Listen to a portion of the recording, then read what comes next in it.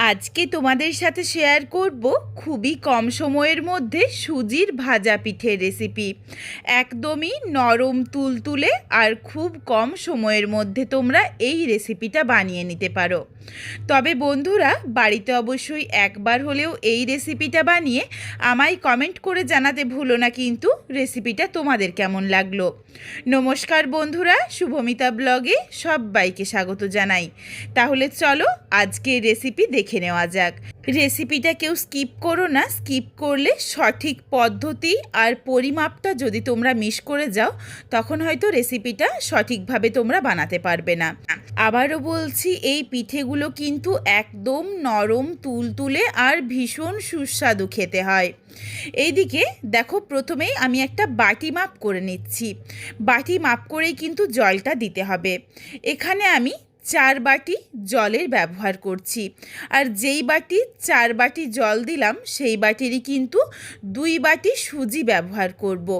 আজকের এই পিঠেটা সুজি দিয়েই তৈরি হবে, ময়দা বা চালের গুঁড়ো কোনো কিছু ব্যবহার করব না।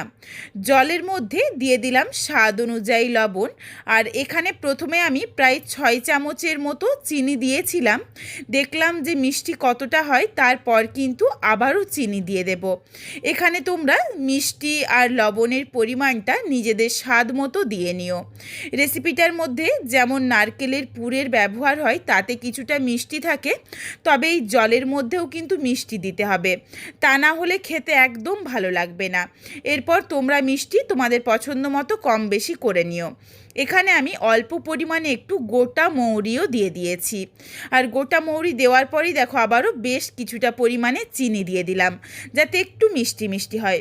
এখানে যেমন আমি গোটা মৌরিটা অল্প করে দিয়েছি, তোমরা যারা একটু বেশি খেতে পছন্দ করো তারা চাইলে একটু বেশি দিতে পারো, বা যাদের মনে হয় যে মৌরিটা মুখে পড়লে ভালো লাগে না তাহলে চাইলে কিন্তু একটু গুঁড়ো করেও দেওয়া যেতে পারে। ড্রাই রোস্ট করে গুঁড়ো করে নিয়ে দিয়ে নিও এই জলের মধ্যে, তাহলেও কিন্তু ভীষণ সুন্দর একটা গন্ধ আসবে। বেশ কিছুক্ষণ সময় নিয়ে জলটা গরম করে নিয়েছি। চিনির দানাগুলো দেখো একদম গলে গেছে, আর একটাও চিনির দানা নেই। এরপর এই জলটাকে খুব ভালোভাবে ফুটিয়ে নেব। সুন্দরভাবে দেখো যখন একদম টকবক করে ফুটে উঠছে জলটা, এরপর কিন্তু এর সাথে সুজিটা অল্প অল্প করে মেশাতে হবে। কোনোভাবেই কিন্তু হালকা গরম জলের মধ্যে সুজিটা দেওয়া যাবে না, তাহলে ভালো হবে না পিঠেটা। সুন্দরভাবে দেখো যখন ফুটতে শুরু করেছে, এরপর ঠিক যেই বাটি মাপ করে আমি 4 বাটি জল নিয়েছিলাম সেই বাটি মাপ করেই 2 বাটি সুজি দিয়ে দিচ্ছি।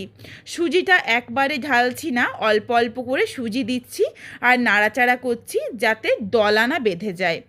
আর অবশ্যই এই সময় গ্যাসের ফ্লেমটা লোতে করে দিয়েছি। এরপর দেখো অল্প অল্প করে সুজি দিয়ে ভালোভাবে মিশিয়ে নিয়েছি। সুন্দরভাবে কিন্তু এটা একটা ডো তৈরি হয়ে যাবে। এরপর গ্যাসের ফ্লেম একদম লোতেই রাখবো, গ্যাস কিন্তু আর বাড়াবো না।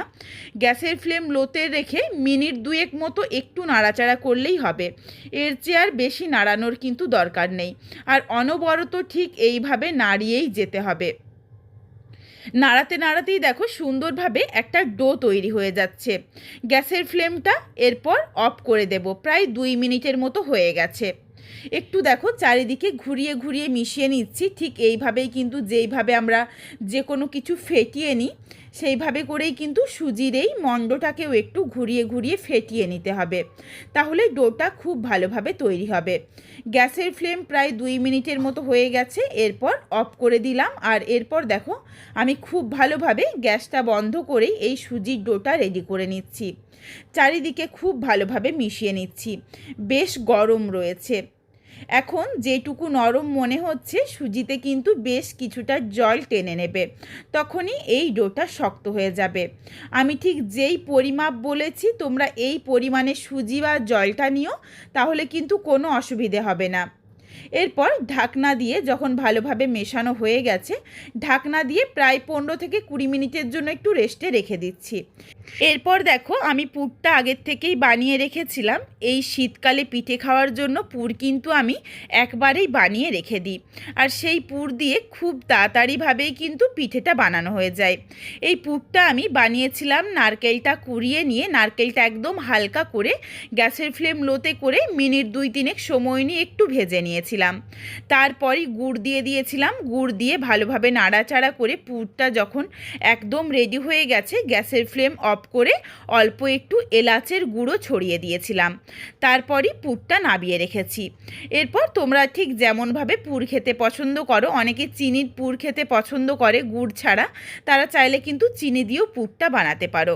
পুরটা বানিয়ে রেখে দিয়েছিলাম। এরপর দেখো তোমাদের একটু দেখিয়ে দিই, ঢাকনাটা খুলে প্রায় 15 থেকে 20 মিনিট পর যেই ডোটা বানিয়েছিলাম নাড়াচাড়া করে, তার থেকে দেখো কিছুটা অংশ এটা তুলে নিচ্ছি। একসাথে তো পুরোটা মাখা যাবে না, বেশ অনেকটা রয়েছে, এই জন্য অল্প একটু থালাতে রাখলাম একটু ঠান্ডা হয়ে যাক। এটা ঠান্ডা হতে কিন্তু একটু সময় লাগে, আর খুব বেশি একদম ঠান্ডা করে করলেও হবে না, হালকা একটু গরম থাকবে, সেই অবস্থাতে ভালোভাবে মেখে নিচ্ছি। এখানে শুধু সুজি রয়েছে, কোনো রকম ময়দা বা চালের গুঁড়ো নেই, এই জন্য কিন্তু হাতে একটু লেগে যাবে। এতে ভয় পাওয়ার কোনো দরকার নেই। হাতে একটু অল্প অল্প করে জল একদম একটুখানি ছুঁয়ে নিয়েই দেখো ভালোভাবে মেখে নিলে তখন কিন্তু আর হাতের মধ্যে আটকে যাচ্ছে না, একটুখানিও তখন আর অসুবিধে হবে না। ঠিক এইভাবে করেই এই পিঠেগুলো গড়ার সময়ও কিন্তু হাতে জল লাগিয়েই এগুলো গড়ে নিতে হবে। কোনো অসুবিধে নেই, আর কোনো ভয় পাওয়ারও দরকার নেই। একদম দেখো অল্প অল্প করে হাতের মধ্যে জল নিচ্ছি, আর ঠিক এইভাবে পিঠেগুলো রেডি করে নিচ্ছি। খুব বেশি দলারও কিন্তু দরকার নেই, হালকা করে একটু মেখে নিলেই হবে। একদমই দেখো সহজ পদ্ধতি। এরপর ঠিক আমরা যেমন পুর পিঠে বানাই, নিজেদের ইচ্ছে মতো যে কোনো শেপ দিতে পারো, কোনো অসুবিধে নেই। এখানে আমি তোমাদের সাথে 2 ধরনের শেপ দেখিয়ে দেব, যে ঠিক কীভাবে করলে তোমাদের সুবিধে হবে। এখানে দেখো একটা বানিয়ে নিয়েছি, এরপর চলো বেশ কয়েকটা বানিয়ে ফেরত আসছি। কয়েকটা দেখো বানিয়ে নিয়েছি, কয়েকটা ঠিক এইভাবে আমরা যেমন পুর পিঠে বানাই সেই রকম বানিয়েছি, আর একটা ঠিক যেমন রুটির জন্য লেচি করি ঠিক সেইভাবে একটু গোল করে চেপে নিয়েছি। পুরগুলো দেখো প্রত্যেক কটা ভেতরে রয়েছে, বেরিয়ে যাওয়ারও কোনো ভয় নেই। যখনই দেখো মনে হবে যে সুজিটা একটু শক্ত হয়ে গেছে, তখন কি করবে, অল্প একটু জল নিয়ে খুবই সামান্য পরিমাণে হাতে করে আবারও একবার মেখে ডোটা করে নিয়ে রুটির লেচি কাটার জন্য ঠিক যেই রকম আমরা তৈরি করি সেইভাবে দেখো সুন্দরভাবে জল দিলেই কিন্তু তৈরি হয়ে যাচ্ছে। একদমই সহজ পদ্ধতির পিঠে, আর এই পিঠেটা জল দিয়েই সুন্দরভাবে দেখো রেডি করা যাচ্ছে। ঠিক আবারও একই রকম পদ্ধতিতে আরও একটা বানিয়ে দেখিয়ে দিলাম যাতে তোমাদের বুঝতে সুবিধে হয়। এরপর কিন্তু তোমরা নিজেদের পছন্দ মতো করে শেপটা দিয়ে নিও। একটা পিঠেও ভেঙে যাবে না, একটা পিঠের থেকে কিন্তু পুরো বেরিয়ে আসবে না, আর একদম নরম তুলতুলে পিঠেটা বানাতে পারবে। সুন্দরভাবে দেখো প্রত্যেক কটা এখানে আমি রেডি করে নিয়েছি। আর চলো এরপর তাহলে তেলটা গরম করে এই পিঠেগুলো ভেজে নিই। এই পিঠেগুলো ভাজতেও কিন্তু খুবই অল্প তেলের প্রয়োজন হয়, বেশি তেলও লাগে না। এখানে দেখো প্রথমেই আমি কড়াই গরম করে বেশ খানিকটা সাদা তেল গরম করে নিচ্ছি। যেই পরিমাণে তেল দিয়েছি এই তেলটাই দেখে নিও যে শেষ অবধি কতটা তেল থাকছে, মাঝে কিন্তু আমি আর তেলের ব্যবহার করিনি। খুবই অল্প তেলের মধ্যে পিঠেগুলো নরম তুলতুলে বেশ সুস্বাদুও হয়।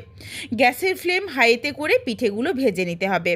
গ্যাসের ফ্লেম লো বা মিডিয়াম কোনো কিচ্ছু করার দরকার নেই।